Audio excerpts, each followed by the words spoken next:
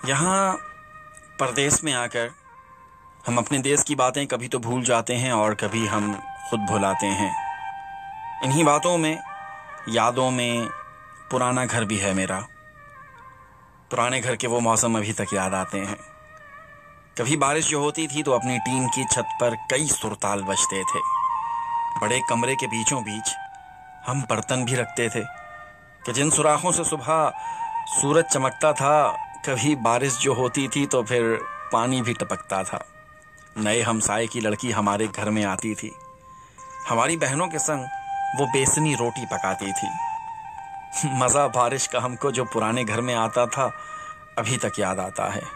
अगरचे लू भी चलती थी, फजा भी गर्म होती थी और ऐसा हब्स होता था कि मानो दम निकल जाए।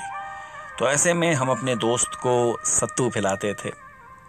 अगर हों जेब में पैसे तो फिर कुल्फी भी खाते थे। कभी ऐसा भी होता था कि दस्तरखान बिछता था तो दस्तरखान के कोने में रखी बाल्टी में आम होते थे।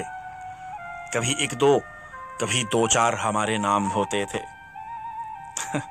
गरीबी में जो जीने का मजा था अभी तक याद आता है। और खिज़ां आती तो मौसम का अजब ही ढंग होता था। हरे पत्तों का पीला खौफ से फिर रंग होता था। जुदा हो जाएंगे शाख से यारों किसी भी दिन, के रौंधे जाएंगे पैरों तले यारों किसी भी दिन। उन्हीं सूखे हुए पत्तों से फिर एक फूल खिलता था। उन्हीं सूखे हुए पत्तों से वो चुपके से कहता था कि बहारें फिर भी आएंगी। और बहार आती तो आंगन में हमारे फूल खिलते थे। हरे पत्ते हमारे पेड़ पे कुछ ऐसे हिलते थे कि जैसे मौसम के बदल जाने की वो खुशियां मनाते हों। मोहल्ले के जवां लड़के पतंगे भी उड़ाते थे। कहीं दुमछल्ला उड़ती थी और कहीं गुड्डे लड़ाते थे। और कभी तो जाने बूझे एक मकान की छत पे हम यारों किसी को देखकर अपनी पतंगे भी गिराते थे।